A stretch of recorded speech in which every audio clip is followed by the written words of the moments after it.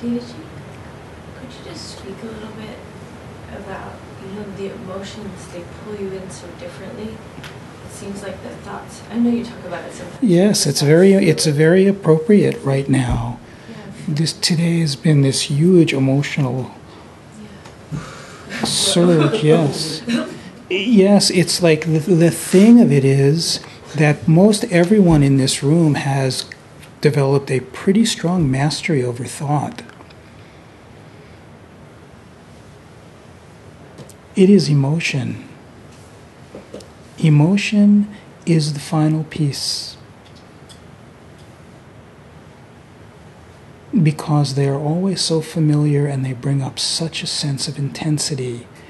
And immediately when it is identified, there is this huge confluence of thoughts that wrap around it and create this whole scenario that can feel like drowning and suffocation.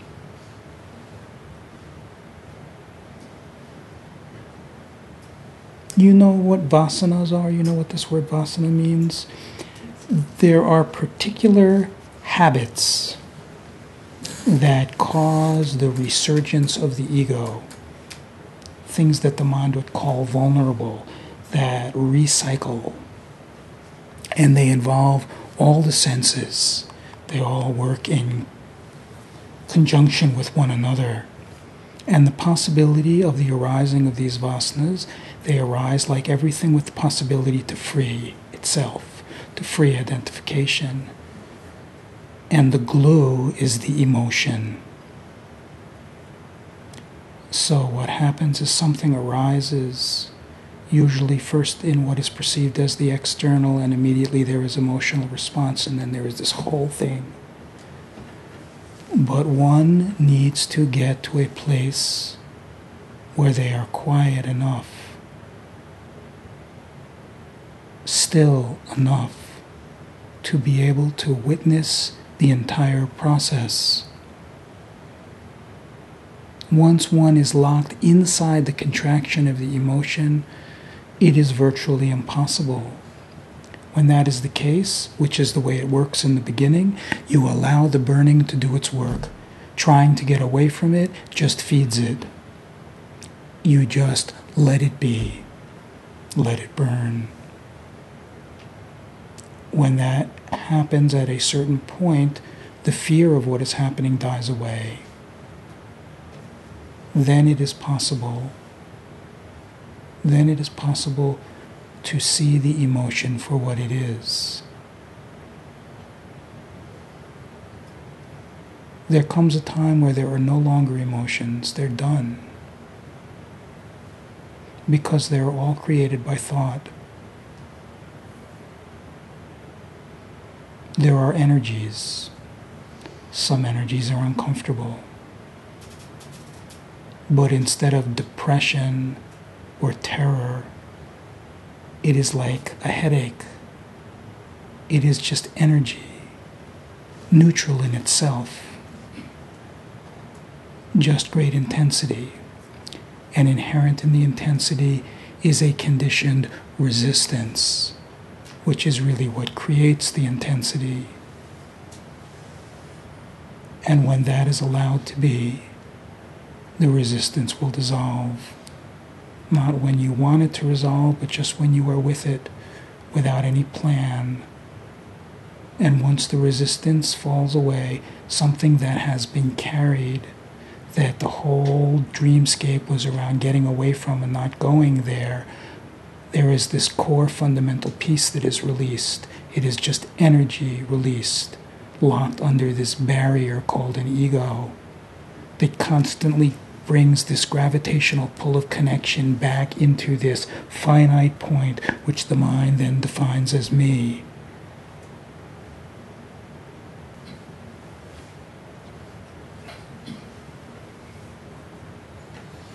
Learning to be with what is called emotion is the deepest of the gateways.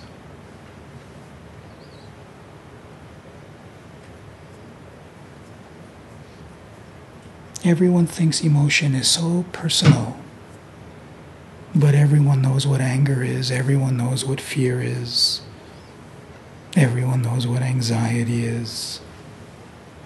There is nothing unique about any emotion. There is nothing personal about any emotion.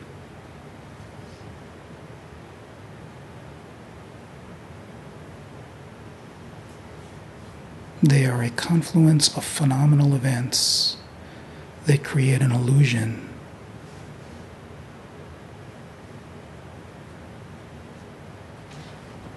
Where your true self has never been in relationship with any of it. And all of the distraction of what is called my life is being recreated to be unraveled so that this distraction is finished. The only true power of all of this whole thing we call life is the power to distract. It's all it can do. It cannot really hurt or injure anything. It is all phenomena. When you look to see who you are in the moment, it is always the same. But it has this constant power to distract.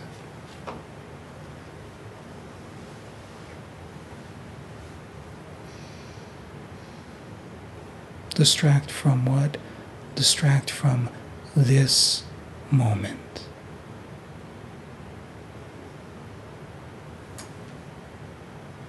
From the attention coming to rest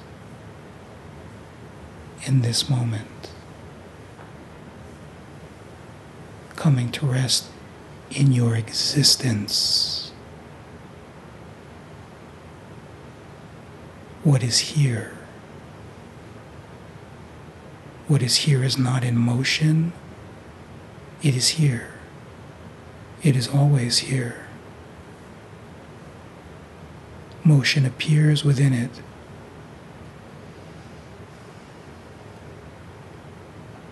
What is here is always now. What is now is not in time, it is always now. It is eternally now. How can it not possibly be now?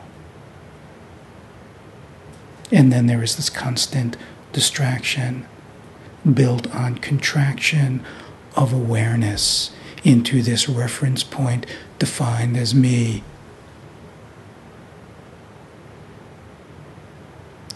But that is in no relationship to what is aware of it. And what is aware of it is unchanging. And that is the subtlest form of mind. Because witnessing is a job. It's an orientation. When what is witnessing stops witnessing, then there is the flavor of your beingness, which is always here.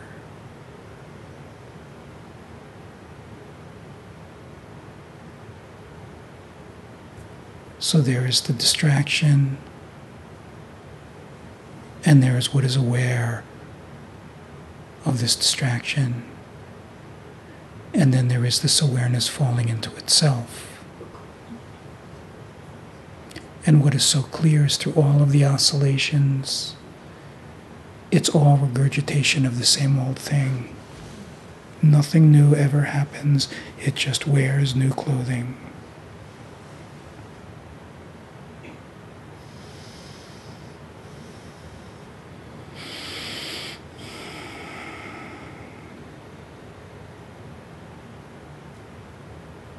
And as soon as there is the taste of the unknown,